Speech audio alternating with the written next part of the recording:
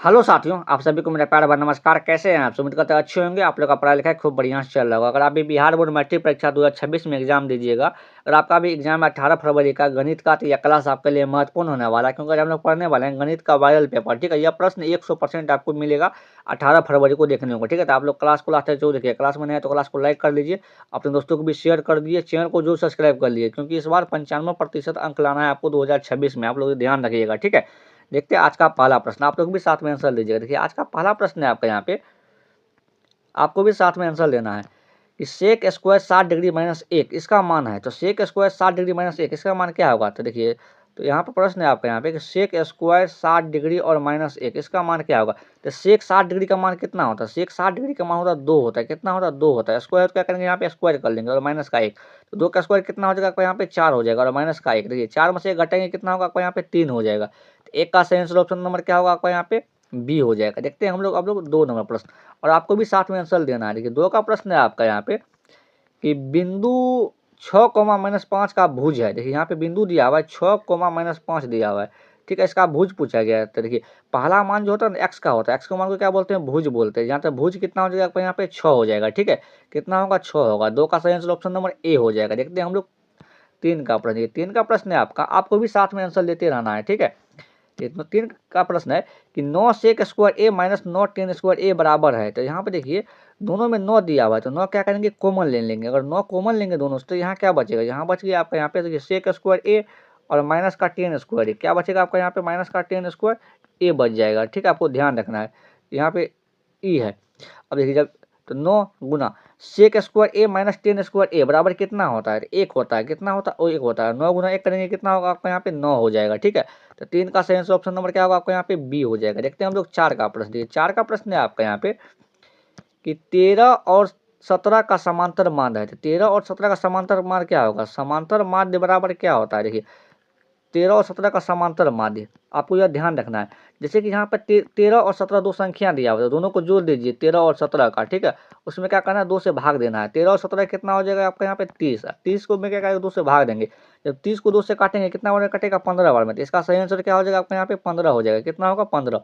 4 का सही answer option number B हो जाएगा। देखते हैं हम लोग 5 का प्रश्न। देखिए, 5 का प्रश्न है आपका यहाँ पे कि 5 का प्रश्न है 8, 9, 7, 8, 3, 9, 5, 9, 5 का बहुलक है। तो बहुलक क्या होता है? देखिए, वैसी संख्या जो सबसे अधिक बार रिपीट हो से क्या कहते हैं? बहुलक कहते हैं। देखिए, इसमें जो आंसर जो दिया हुआ, ऑप्शन जो दिया हुआ, इसी में से एक आंसर होगा। तो देखिए, आपको बहुलक बनाना कैसे है? ऑप्शन ए में 3 दिया हुआ है, तो 3 को आपको खोजना है कितना बार इसमें दिया हुआ है? 3 एक बार दिया हुआ है यहाँ पे देखिए, तो इसके सामने 1 लिखेंगे। देखिए, 7 कितना बार दिया हुआ है इसमें?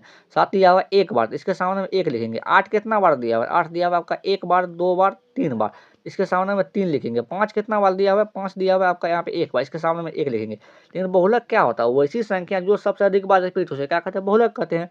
8 कितना बार रिपीट हुआ है? 3 बार, तो यही क्या होगा आपका यहाँ पे? बहुलक हो जाएगा। बहुलक कितना हो जाएगा आपका यहाँ पे? 8 हो जाएगा। ठीक है, 5 का सही आंसर ऑप्शन नंबर सी हो जाएगा। देखिए, अगर आप यहाँ तक आ गए हैं तो क्लास को लाइक भी करें, अपने दोस्तों को भी शेयर भी करें, चैनल को जरूर सब्सक्राइब करें इसी तरह क्लास देखने के लिए। देखते हैं हम लोग 6 का प्रश्न। देखिए, 6 का प्रश्न है आपका यहाँ पे देखिए कि सेक 60 डिग्री का मान होता है। तो सेक 60 डिग्री का मान कितना होता है? 2 होता है। अभी भी बताएं पहला नंबर सवाल में। तो 6 का सही आंसर ऑप्शन नंबर बी हो जाएगा। देखते हैं हम लोग 7 का प्रश्न। 7 का प्रश्न है आपका यहाँ पे कि निम्नलिखित में से कौन सा अपरिमेय संख्या है? तो अपरिमेय संख्या के बारे में पूछा गया। देखिए, जब भी आपका ऑप्शन दिया है रूट में, तो उसका क्या होगा? तो जिसका वर्गमूल निकलेगा वह क्या होगा? परिमेय संख्या, और जिसका वर्गमूल नहीं निकलेगा वह क्या होगा? अपरिमेय संख्या। जैसे कि 49 दिया हुआ रूट में, तो 49 का वर्गमूल क्या है? यहाँ पे 7 होगा, तो यह क्या होगा? परिमेय संख्या। रूट 36 का वर्गमूल कितना होगा? 6 होगा, तो यह क्या होगा आपको यहाँ पे? परिमेय संख्या। रूट 16 का वर्गमूल कितना हो जाएगा? 4, यह क्या है? परिमेय संख्या। लेकिन रूट 27 का वर्गमूल नहीं निकलेगा, यह क्या होगा? अपरिमेय संख्या। ठीक है, तो 7 का सही आंसर ऑप्शन नंबर सी हो जाएगा। देखते हैं हम लोग 8 का प्रश्न। देखिए, 8 का प्रश्न है आपका यहाँ पे कि यदि एक्स स्क्वायर प्लस का 5x प्लस 8 के शून्य अल्फा और बीटा हो तो अल्फा प्लस बीटा बराबर। ठीक है, तो अल्फा प्लस बीटा का मान पूछा गया। तो अल्फा प्लस बीटा का मान हो जाएगा आपका यहाँ पे माइनस का बी बटे ए होता है, यह फार्मूला होता है। ठीक, क्या होता है? फार्मूला होता है। यह बी का मान कितना है? यहाँ पे 5 है, लेकिन लगा हुआ चिन्ह माइनस लगा हुआ, तो माइनस लगा देंगे। और बटा ए का मान क्या होता है? एक्स स्क्वायर गुना का। एक्स स्क्वायर गुना कितना होता है? 1 होता है। तो -1 में अगर -5 में अगर 1 से भागा देंगे कितना हो जाएगा आपको यहाँ पे? -5 हो जाएगा। क्या होगा? -5। तो 8 का सही आंसर ऑप्शन नंबर बी हो जाएगा। देखते हैं हम लोग 9 का प्रश्न। 9 का प्रश्न है आपका यहाँ पे देखिए कि बहुपद एक्स स्क्वायर माइनस 11 के शून्यक है। बहुपद एक्स स्क्वायर माइनस 11 का शून्यक क्या होगा? तो बहुपद यहाँ पे एक्स स्क्वायर और माइनस 11, तो शून्यक जब भी बोलेगा तो क्या लगेंगे? बराबर 0 लगेंगे। ठीक है, तो एक्स स्क्वायर बराबर क्या हो जाएगा? माइनस का 11 है, बराबर कुछ साइड लेके जाएंगे तो प्लस का 11 हो जाएगा। देखिए इस साइड से स्क्वायर हटाएंगे तो बराबर कुछ साइड लेके स्क्वायर हटाएंगे तो इस साइड क्या होगा? प्लस माइनस का चिन्ह लगेगा और रूट में आ जाएगा। ठीक है, तो प्लस माइनस का रूट कितना हो जाएगा? आपको यहाँ पे 11 हो जाएगा। तो 11 एक्स बराबर क्या होगा? एक बार तो प्लस का रूट 11 होगा। ठीक है, आपको ध्यान रखना। और एक बार क्या हो जाएगा? आपको यहाँ पे माइनस का रूट 11 होगा। माइनस का रूट 11 होगा, आपको यह भी ध्यान रखना है। इसका सही आंसर क्या होगा? ऑप्शन नंबर सी हो जाएगा 9 का। देखते हैं हम लोग 10 का प्रश्न। देखिए 10 का प्रश्न है आपका यहाँ पे कि AP 4, 10, 16, 22, 28 का सारबंतर है। तो सारबंतर क्या होता है पूछा गया। तो द्वितीय पद माइनस प्रथम पद है। द्वितीय पद कितना यहाँ पे 10 है और प्रथम पद कितना है यहाँ पे माइनस का 4 हो जाएगा।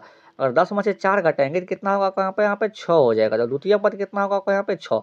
10 का सही आंसर ऑप्शन नंबर बी हो जाएगा। देखते हैं हम लोग 11 नंबर प्रश्न। 11 का प्रश्न है आपका यहाँ पे कि समांतर, समांतर यहाँ पे गलती टाइपिंग है। तो आपको देखिए समांतर श्रेणी 3, 7, 11 डॉट डॉट का 14वां पद है। तो इसका 14वां पद पूछा गया। ठीक है, सबसे पहले प्रथम पद लिखेंगे। प्रथम पद ए का मान कितना हो जाएगा? यहाँ पे 3 हो जाएगा।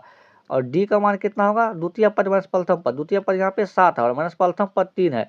तो 7 में से अगर 3 घटेंगे कितना हो जाएगा? 4 हो जाएगा। और एन का मान कितना दिया हुआ यहाँ पे? 14, क्योंकि हमको 14वां पद पूछा गया। तो एनवां पद का फॉर्मूला क्या होता है? एन बराबर, तो एनवां पद का फॉर्मूला होता है आपका यहाँ पे एन बराबर ए प्लस का एन माइनस का 1 इंटू डी। ठीक है, ए का मान कितना हो जाएगा? यहाँ पे 3 हो जाएगा। एन का मान कितना होगा? आपको यहाँ पे 14 माइनस का 1 इंटू डी। डी का मान कितना है आपका? यहाँ पे 4 है। ठीक है, तो 3 प्लस का 14 में से घटाएंगे कितना होगा? आपको यहाँ पे 13 हो जाएगा, गुना 4 हो जाएगा। ठीक है, तो 3 का तो 3 लिखेंगे, 13 और गुना 4 कितना हो जाएगा? आपको यहाँ पे 52। 52 3 कितना हो जाएगा? आपको यहाँ पे 55 होगा। कितना होगा? 55 हो जाएगा। ठीक है, 11 का सही आंसर ऑप्शन नंबर क्या होगा? आपको यहाँ पे बी हो जाएगा। देखते हैं हम लोग 12 का प्रश्न। देखिए 12 का प्रश्न है आपका यहाँ पे कि साइन थीटा गुना कॉट थीटा का व्युत्क्रम है। तो साइन थीटा यहाँ पे लिखा हुआ है आपका यहाँ पे कि साइन थीटा गुना कॉट थीटा, इसका व्युत्क्रम क्या होगा? ठीक है, देखिए साइन थीटा को तो साइन थीटा लिखेंगे और कॉट थीटा क्या हो जाएगा? कॉस थीटा का मान हो जाएगा आपका यहाँ पे कॉस थीटा बटा साइन थीटा। कॉट थीटा बराबर क्या होता है आपका यहाँ पे? कॉस थीटा बटा साइन थीटा। देखिए साइन थीटा से साइन थीटा कैंसिल हो गया, तो बचा क्या आपका यहाँ पे? Cos theta. ठीक है, और कॉस थीटा का व्युत्क्रम, व्युत्क्रम का मतलब होता है उल्टा। तो क्या होगा आपका यहाँ पे? सेक थीटा हो जाएगा। कितना होगा? Sec theta. ठीक है, तो 12 का सही आंसर ऑप्शन नंबर सी हो जाएगा। देखते हैं हम लोग 13 का प्रश्न। 13 का प्रश्न है आपका यहाँ पे कि निम्नलिखित में से √2 किसके बराबर है? कहने का मतलब है √2 किसका मान होता है, यही पूछा गया। ठीक है, टेन 60 डिग्री का मान कितना होता है? टेन 60 का मान होता है √3, तो यह आंसर नहीं होगा। ठीक है, कॉस 45 का मान कितना होता है? कॉस 45 का मान होता है 1/√2, तो यह भी आंसर नहीं होगा। साइन 30 का मान कितना होता है? 1/2 होता है। और कॉसेक 45 डिग्री का मान कितना होता है? √2 होता है। तो इसका क्या होगा? √2। यही तो पूछा है कि √2 किसके बराबर होता है? तो कॉसेक 45 के बराबर होता है √2। ठीक है, देखते हैं हम लोग 14 का प्रश्न। 14 का प्रश्न है आपका यहाँ पे कि 14 का प्रश्न है कि दो पासों की फेंक में संभव परिमाणों की संख्या। जब भी दो पासाओं को फेंकेंगे तो संभव परिमाण कितना होगा? देखिए पासा बोला गया, क्या बोला गया? पासा। तो पासा में क्या होता है? देखिए अगर एक पासा को एक बेर फेंकेंगे तो 6 पावर 1 इसका कुल परिणाम आएगा। ठीक है, जब एक साथ दो पासा को फेंकेंगे तो 6 पावर क्या लिखेंगे? 2 लिखेंगे, तो कुल परिणाम की संख्या कितना हो जाएगा? आपको यहाँ पे 36 होगा। अगर 3 पासा को एक साथ फेंका जाएगा तो 6 पावर कितना लिखेंगे? 3 लिखेंगे। 6 पावर 3 का मतलब कितना होगा? क्यूब। 6 का क्यूब कितना होता है? 216। इसी तरीका से आगे भी करेंगे। ठीक है, तो इसका सही आंसर क्या होगा? आपका यहाँ पे सी हो जाएगा। 14 का सही आंसर ऑप्शन नंबर सी। देखते हैं हम लोग 15 का प्रश्न। 15 का प्रश्न है आपका यहाँ पे कि एक सिक्का को उछालने पर पट आने की प्रवृत्ता होगी। एक सिक्का को उछालने पर पट आने की प्रवृत्ता क्या होगा? 1/2 हो जाएगा। देखिए जब भी एक सिक्का को उछालेंगे तो पट भी का प्रवृत्ता 1/2 होगा और चित का भी प्रवृत्ता कितना होगा? आपको यहाँ पे 1/2 हो जाएगा। ठीक है, चित का भी प्रवृत्ता 1/2 होगा। तो ये आज का आखिरी प्रश्न था। अगर आप यहाँ तक आ गए तो क्लास को लाइक भी करें, अपने दोस्तों को भी शेयर भी करें, चैनल को जो सब्सक्राइब करें इसी तरह देखने के लिए। आज के लिए इतना ही, मिलते हैं अगले क्लास में। Thank you.